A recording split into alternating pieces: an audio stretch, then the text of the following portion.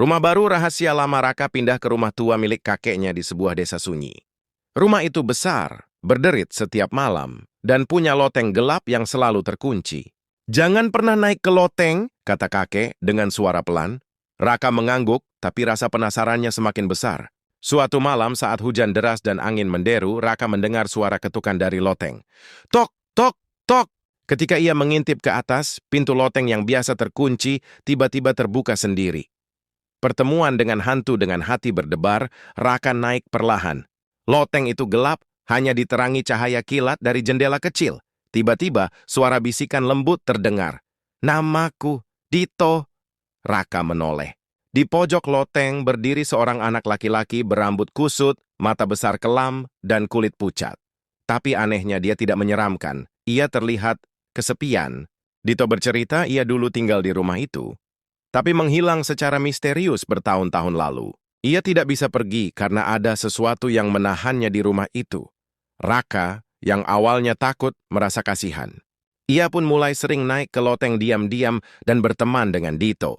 Dito mengajari Raka cara mendengar suara dari dinding, membaca mimpi, dan bahkan berjalan tanpa suara di malam hari.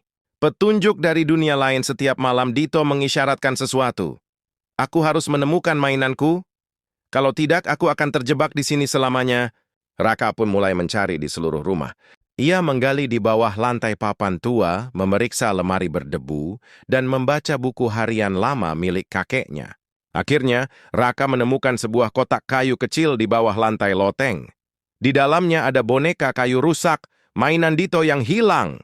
Saat Raka menyerahkan boneka itu, Dito tersenyum. Tapi tiba-tiba, angin besar menerpa, suara jeritan terdengar dari dinding, dan cahaya aneh menyelimuti loteng. "Terima kasih, Raka. Sekarang aku bisa pergi." Dan Dito pun menghilang dalam cahaya putih. Kenangan yang tertinggal sejak malam itu, suara ketukan dari loteng tak pernah terdengar lagi. Rumah jadi lebih tenang, lebih hangat. Namun, setiap kali Raka merasa sedih atau kesepian, ia masih bisa merasakan kehadiran sahabat hantunya. Kadang, mainan Raka bisa berpindah tempat sendiri. Sekarang, dia mendengar suara tawa samar di angin malam. Raka tahu persahabatannya dengan Dito takkan pernah benar-benar hilang.